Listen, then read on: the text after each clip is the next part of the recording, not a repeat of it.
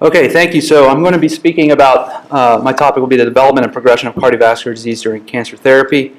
These are my disclosures. So just to outline my talk before we get started, I want to talk first about cardiovascular disease and cancer therapy. This actually forms the basis of cardio-oncology. More prevalent or more what is in the heightened interest of the public is cardiotoxicity or treatment-related cardiovascular disease. We'll discuss this in terms of traditional and novel anti-cancer agents. Also, what we should not forget is treatment-independent metabolic adverse effects that can occur as of cancer therapy, and just some of the sequelae of having cancer. I'll try to put this all together in an integrated concept of cardiovascular disease and cancer therapy. And then at the end, we'll try to talk a little bit about the future investigation in cardio-oncology and how it can address this issue with the ultimate goal of aiming to optimize outcomes in our patients. So as I mentioned, cardiovascular disease and cancer therapy is obviously the basis for cardio-oncology, and I always like to start off with a framework of what is cardio-oncology. So I look at cardio-oncology as being the intersection of cardiovascular disease and risk factors, cancer therapy for actively treated patients, but also survivors who were previously treated with potentially cardiotoxic medications, and then cancer biology. And when you look at this in a little bit more detail, the overlap between cardiovascular disease risk factors and cancer therapy, we think of this as treatment-related cardiotoxicity, and this is what has gained most interest in the field of cardio-oncology. And it's important to consider cardiotoxicity because acute toxicity can affect access to life-saving cancer therapies. Chronic toxicity in survivors can affect survival, morbidity, and quality of life, so it can really ultimately affect cancer-related outcomes. An area which is less well known is what I call cardiovascular and cancer links. It's not well characterized, but it's important to understand that there are patients who have cardiovascular risk factors or cardiovascular disease who are diagnosed with cancer, who, because of their underlying cardiovascular disease, will have limited access to cancer therapies. So moving along to cancer treatment-related cardiovascular disease, or as many people refer to, cardiotoxicity. First, I want to frame this in understanding of what available cancer therapies we are considering. So first, we'll start with traditional therapies, and those include nonspecific cytotoxic agents that affect the doubling of cancer cells. And you know many of these agents, these are anthracyclines, alkylating agents, antimetabolites, endocrine therapy, taxanes, and ionizing radiation. We'll also talk about novel or targeted therapies that are selective mechanism-based agents that attack the cancer cell, attack pathways whereby the cancer is hijacked in the cell. We'll focus particularly on kinase inhibitors, which are the fastest growing of targeted therapies and for which we have the greatest understanding of cardiovascular disease in terms of their cardiovascular consequences. So anthracycline cardiotoxicity is where cardio-oncology began. In the 1970s, Von Hoff and colleagues performed a retrospective study looking at about 4,000 patients who were treated with anthracyclines. They looked at the incidence of heart failure, which they determined based on physical signs and symptoms. So this is looking at physical signs such as elevated JVD as well as shortness of breath and pulmonary edema. What they found was that there was a heightened incidence of congestive heart failure in patients who were treated with anthracyclines, and it was dose dependent. And what they determined was that at a threshold of approximately 400 milligrams per meter squared, we had a sudden increase in the incidence of heart failure. And this was important because from that point onward until the early 2000s, this governed how we treated patients with anthracyclines if we wanted to avert any cardiovascular disease, particularly heart failure. We fast forward now to 2003, and this is a meta-analysis from Sandra Swain. Obviously, around 2003, we have the benefits of advanced cardiovascular imaging. We had better sensitivity for what LV dysfunction could occur with anthracycline treatment. And when they look at how patients treated with anthracyclines and where they develop cardiovascular disease, or in this case, heart failure, they found that actually that old threshold of 400 milligrams per meter squared was associated with a 5% incidence of heart failure as compared to essentially a 0% previously. So that threshold was too high, and the threshold got pushed down further. And this has directed cancer therapy with anthracyclines going forward. As we treat patients, we typically treat patients under this threshold to avoid the risk of heart failure. It's important to remember, though, that anthracyclines actually can have late onset cardiovascular effects. So this is particularly evident from the childhood cancer survivor experience, where we see not only the dose-dependent relationship that I showed you previously, but we also see that there's a cumulative incidence of increasing heart failure over time, and this is in patients who've had as many as 30-year follow-up. The prognostic implications of developing an anthracycline cardiomyopathy are particularly important. So this is actually data that's taken from a biopsy study performed at Johns Hopkins by Mike Felker and colleagues. I like to refer to Dr. Felker as the godfather of cardio-oncology, whether he realizes it or not. But based on this data, what he found was that cardiomyopathy due to doxorubicin therapy, and this was dependent on histopathologic changes in the biopsy samples, was actually had a worse prognosis than other forms of cardiomyopathy, with a median survival of approximately 2 years. So that's the traditional therapies, and again, a focus on the anthracyclines. I'll move now to targeted therapies, and there are many different strategies to target cancer in the cell. What I'll do is I'll focus on the kinase inhibitors that I mentioned, and we'll focus particularly on 3 pathways. We'll focus on those therapies which target the growth factor receptors. We'll target those therapies which also target signaling cascades. And finally, those therapies which target the blood supply to the cancer cell. Our understanding of the toxicity of targeted therapies has emerged in recent years. And when you think of toxicity, we should divide it into 2 categories for targeted therapies. One is on-target toxicity, and one is off-target toxicity. And what does this mean? So on-target toxicity is when the kinase or the protein that was intended to be the target in the cancer cell also turns out to be an essential protein in cardiovascular function. Okay? Off-target toxicity can occur when a protein target is affected by the therapy that was unexpected, but happens to also play a pivotal role in cardiovascular survival. Now, the difficulty with these therapies, and particularly the off-target toxicity, is that many of the off-target toxicities are only recognized after we start treatment. It's also difficult when we start finding a higher than expected incidence of cardiovascular toxicity. We don't understand which off-target kinase is being affected. And so it makes it difficult then to understand where we're getting cardiotoxicity. You have to understand that many of these targeted therapies are heterogeneous mixtures of on-target and off-target toxicity. For instance, a popular drug, sunitinib, has approximately 50 off-target effects. Now, when you think of on-target and off-target toxicity, we actually have a myriad of cardiovascular complications that can occur. And these include arrhythmias, heart failure, thrombotic microangiopathy, hypertension, thromboembolism, both venous and arterial, as well as myocardial ischemia. We'll start with the first targeted therapy in breast cancer, or trastuzumab, Herceptin, which in the early 2000s brought to light the potential cardiotoxicity of the targeted therapies. Initially, there wasn't much of a clinical signal in terms of cardiotoxicity from trastuzumab. In preclinical studies, they didn't find much cardiotoxicity. However, in a pivotal phase 3 trial, when they looked at patients with metastatic breast cancer, in patients who received anthracyclines and trastuzumab, they found that there was a very high incidence, over 25% of LV dysfunction, and approximately a 15% incidence of heart failure. So this brought to light an unknown cardiotoxicity, and you can see here for the known toxicity of anthracyclines, there's an incremental increase for patients who are also treated with trastuzumab. Now, our understanding of this has evolved, and we actually recognize that there's a synergistic effect of anthracyclines and trastuzumab in terms of cardiovascular consequences to the heart. And so in the adjuvant trials that followed this metastatic pivotal trial, they separated out the treatment with anthracyclines and trastuzumab. In these trials, it was by 30 days, here 60 days, and even 90 days. And you can see that the incidence of heart failure decreased dramatically. However, it did not go down to 0. Angiogenesis inhibitors have become popular targeted therapies for renal cell carcinoma, colon cancer, among others. Probably the archetypal angiogenesis inhibitor and in terms of cardiovascular toxicity is sunitinib. And this is data from the pivotal trial with sunitinib, where we found that there was greater than 50% hypertension in the patients that were treated. However, this is an on-target effect. This was an expected effect of sunitinib. What was unexpected was the fact that over 10% of patients developed heart failure. And what was interesting, too, is with continuing cycles, there was a higher and higher incidence of heart failure. And there was a gradual decline in ejection fraction with continued therapy. So this was an unexpected and essentially an off-target effect of sunitinib. Angiogenesis inhibitors, as I mentioned, are also popular in renal cell carcinoma, and this is actually a nice clinical study that is taken from Stanford, from the cardio-oncology group there, where they looked at their patients and tried to basically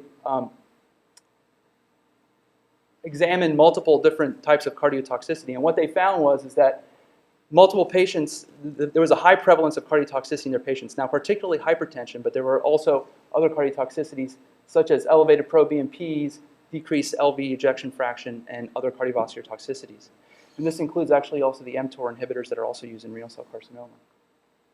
I wanted to focus for a second on the hypertension that occurs with angiogenesis inhibitors, because I think this is a great example of the on-target effects, what the drugs can actually do to the cardiovascular system. You can see it playing out right in front of you, and this is what we see clinically. So this is a nice example from an article, but this is exactly what we see clinically. So this is a patient treated with an angiogenesis inhibitor, I think in this particular case, Avastin. And what you see is normotensive patients and hypertensive patients. Before treatment, you can see what baseline systolic and diastolic blood pressures are. Typically, treatment occurs over 4 weeks, and over that time, multiple ambulatory blood pressures show a significant rise both in systolic and diastolic blood pressure. Then there's a treatment-free interval where those blood pressures decline, and then when therapy is resumed, those blood pressures increase again to decline after a treatment-free interval. So it really shows you right in front of your face what the drug can do in terms of how it affects the cardiovascular system. It's overt. The issue is it also makes it tricky to treat these patients, right? Because they go on therapy and off therapy, and you're trying to treat them, and they have to be very cognizant to know when to start and hold back on antihypertensive therapy.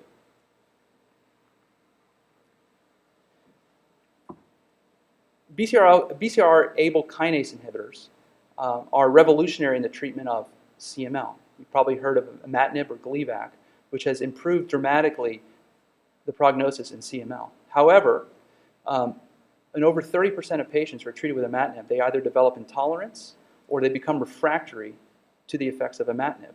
Now, imatinib itself has actually low cardiovascular toxicity, but because of that resistance and intolerance, we have had evolution to second and third generation agents. And we have found out that those agents, interestingly, have vascular complications. So I'll focus on a couple of those. One is dasatinib, which has been known to cause pulmonary hypertension. This is a nice study taken from a French group, which looked at 9 patients who developed pulmonary arterial hypertension at a mean of about 3 years after they were treated with dasatinib. Of those 9 patients, 8 were women. 2/3 of them developed pleural effusions, which was the initial sign that they had developing pulmonary hypertension. And when dasatinib was discontinued, there was an improvement in parameters like 6-minute walk, a decrease in the PVR, decrease in mean arterial pulse pressures, and an improvement in functional capacity overall. However, nobody actually returned back to a normal pulmonary arterial pressure. Nilotinib, which is a 3rd-generation BCR-ABL kinase inhibitor, has actually demonstrated significant toxicity in terms of peripheral arterial disease. So there are high incidence of peripheral arterial disease in multiple studies, and this is related to an accelerated atherosclerosis that occurs on this therapy. The mechanisms of that are not well understood, but because of that, patients who have underlying coronary artery disease or pre-existing peripheral arterial disease, and even patients with significant risk factors, are oftentimes withheld from this kind of therapy. Ponatinib was another late-generation BCR-ABL kinase inhibitor, which initially was approved without a significant PAD signal. And then after coming to market, it was actually almost 20% of patients who had serious arterial thrombotic events. It was then withheld from the market, has then been reintroduced, but with black box warnings and restricted use. So not just to focus on chemotherapies, but I'm going to shift attention also to radiation therapy, which can also predispose and cause cardiovascular disease in cancer patients. So a lot of our understanding of this, again, the long-term effects come from the childhood cancer survivor experience. So here you see that radiation therapy can cause congestive heart failure, can cause myocardial infarction and coronary artery disease, pericardial disease, particularly constrictive pericarditis, and valvular disease. And there is a cumulative incidence that increases over time, and there's also a dose dependency, much like you saw with anthracyclines. This is also true in adult patients, and here particularly women with breast cancer. This is a cohort that was taken from Denmark and Sweden's 2,000 patients over the course of 40 years. And what they found is that there was a linear increase in coronary heart disease events in patients that increased with the amount of radiation they received. Most importantly, there was no plateau to this. It just continued to increase with the more radiation they received. Also important was the fact that it didn't matter whether you had pre-existing cardiovascular risk factors or not. The increased prevalence of cardiovascular disease in patients receiving radiation was present for both those types of patients, but particularly those who had underlying cardiovascular risk factors. Now, oftentimes, patients are treated both with chemotherapy and radiation, which can have actually synergistic effects on the heart. And this is, I think, a pretty good demonstration of that. So this is over 2,500 patients with Hodgkin's lymphoma who were treated, many of whom were treated with anthracyclines, all of whom were treated with radiation therapy to the mediastinum. And what you can see here is the patients who are treated with mediastinal radiation therapy as well as anthracyclines had the highest incidence of cardiovascular disease. Those who did not receive either had the least, and then obviously in between groups who got either anthracyclines or radiation therapy had a slightly lower incidence. What we also can find out is that typically coronary artery disease, the complications that can cause coronary artery disease after chemo radiation typically occur within 5 to 10 years after treatment, and valvular disease and heart failure are more about at a 15-year time spectrum. So those are the overt cardiovascular toxicities of chemotherapy and radiation. I wanted to talk a little bit about those that are not staring us in the face. And I want to talk a little bit about autonomic function, and particularly as it relates to radiation therapy. So we know autonomic function actually regulates our blood pressure and heart rate response to exercise. And there has been an interest in this because there are patients oftentimes who are treated as children with radiation therapy who develop perceived exercise intolerance later in life. So an interesting study that was recently performed and published in JACC was out of the Dana-Farber Institute, where they looked at about 250 patients who had been treated for Hodgkin's lymphoma with mediastinal radiation therapy and compared it to 500 control patients. All of these patients were presenting for screening exercise ECGs, which they typically do as part of a protocol after about 5 years after having received radiation therapy. And they found something very interesting. What they found was that the baseline heart rate was higher in patients who had received radiation therapy as compared to the controls. They also found that after exercise, patients who had received radiation therapy had an abnormal recovery in their heart rate. Now, both of those are typically prognostic factors in the general population. And what they found is those two abnormalities also increased with, the prevalence of those abnormalities increased with higher doses of radiation. Probably most importantly was that abnormal heart rate responsiveness or heart rate recovery after exercise was actually prognostically significant for survival in these patients. So in summary, there are multiple cancer therapy effects in the cardiovascular system. I'll talk to you a little bit about coronary artery disease and myocardial infarction. Valvular and pericardial disease, particularly as a consequence of radiation therapy. Peripheral arterial disease, particularly with some of the newer agents, targeted therapy agents. Cardiomyopathy and heart failure are a classic toxicity of anthracyclines. Conduction system disease, but autonomic dysfunction, which is now a little bit better understanding of some recent data with radiation therapy, and venous thromboses. Not only can you have those complications as a result of cancer therapies, but those cancer therapies can also exacerbate known cardiovascular risk factors. So not to focus too much on treatment-related cardiovascular toxicities, I also want to spend some time talking about treatment-independent metabolic adverse effects of cancer and cancer therapy. So the way I like to think of this is something called the multiple hit hypothesis. This was proposed by one of our colleagues, Lee Jones, who's currently at Memorial Sloan Kettering. And the way he proposed this was you had patients who were diagnosed with cancer with a baseline cardiovascular risk profile, or cardiovascular reserve capacity. Now we've talked about the direct treatment effects on their cardiovascular system. But what's interesting is also the indirect treatment effects, right? And this includes modifiable risk factors that occur oftentimes as a result of a sedentary disposition during cancer, physical deconditioning, weight gain and obesity that predisposes diabetes, hypercholesterolemia, and lipid disorders. And then obviously non-modifiable risk factors, a lot of which Gretchen explained, like age and genetics. So the combination of direct and indirect treatment effects actually overall decreases cardiovascular reserve capacity and we believe ultimately increases the risk of cardiovascular disease and mortality. And I think Lee nicely showed this in a study that he did here at Duke that was published in 2012 in JCO, where he took breast cancer survivors, approximately 150 of them, and did cardiopulmonary exercise testing to measure their global cardiovascular reserve. That measurement is done by something called peak VO2. So what he found was that as compared to age-predicted values, normative values, breast cancer survivors who had no overt signs of cardiovascular dysfunction, they had normal heart function by an echocardiogram, which is typically how we screen the patient's hearts after cancer therapy, but they had a 30% diminished peak VO2 as compared to age-predicted values. What's interesting about this is when you consider that 30% decrease in peak VO2, that is the equivalent of a 20-year physiological aging. So a 50-year-old breast cancer survivor had the cardiovascular reserve capacity of a 70-year-old control. We took this a step further in another study of breast cancer survivors where we exercised them. We reproduced the decreased peak VO2, but what we also found is they also had decreased cardiac output augmentation. This is, again, patients who had normal resting cardiac function, or again, how we surveillance these patients typically and tell them that everything's okay with their heart. But they clearly had poor cardiac output augmentation, about 25% lower than controls that we also studied in this study. We tried to put this together in a concept let me just sort of describe it to you. So basically, this is the normal age-related decline of cardiovascular reserve capacity. The multiple hit, again, the direct treatment effects as well as the indirect treatment effects of cancer and cancer therapy serve to decrease your cardiovascular reserve capacity. And this puts you on a trajectory where you have an earlier incidence of asymptomatic maladaptation. What do I mean by that? Maybe a decreased LV ejection fraction, decreased peak VO2, so on. But also an earlier incidence of overt clinical dysfunction symptoms, and ultimately a higher prevalence or an earlier incidence of poor outcomes like decreased survival. We did propose that there's a possibility of some modifiability to this with exercise, but that is currently being studied. So to try to put this all together, I wanted to show you what I call the integrated concept of cardiovascular disease and cancer therapy, or cancer. So this is what I like, the disease progression that you basically see in a cancer patient. They have their baseline cardiovascular health and risk factors, which we call cardiovascular reserve. You have a cancer diagnosis and the indirect effects that occur because of cancer. There's also potentially the direct effects, or some emerging evidence that suggests that cancer itself can be toxic to the cardiovascular system.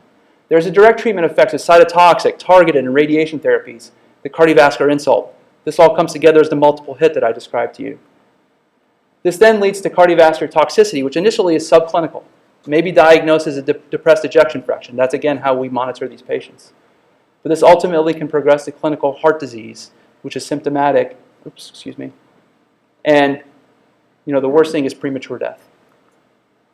So going back to this original figure. So the goal of cardio-oncology is to balance the cardiovascular outcomes and cancer outcomes of our patients. I think it's really important that whenever you consider cardiovascular disease within the context of cancer or in a cancer patient, you also need to consider it within the context of the cancer they have, the type of therapy they're being treated with, the duration of therapy, and their expected prognosis. It's really important in order to optimize these outcomes that cardiologists and oncologists are constantly communicating to the best job they can to individualize the therapies for their patients. Again, because there are so many myriad factors that impact how we decide whether we should deal with the cardiovascular disease first or whether the cancer is actually the priority. So I want to just go over some things that I think are future directions in terms of investigation in cardio-oncology. It's important to understand that most of the current data we have regarding the toxicities of cancer therapies derive from cancer clinical trials that excluded patients with history of cardiovascular disease and metabolic disorders. And so we actually don't really know what the real-world toxicity is. It's also, I think, important and not well described that we need to be able to distinguish between treatment-related cardiovascular disease and the treatment-independent metabolic adverse effects. We need standard definitions and cardiovascular endpoints in clinical trials. We need robust and consistent monitoring of patients to determine to best adjudicate what are treatment-related and independent cardiovascular events. This will include centralized adjudication of endpoints, core labs for precise surrogate biomarker analyses, and of course, appropriate control groups. Thank you very much.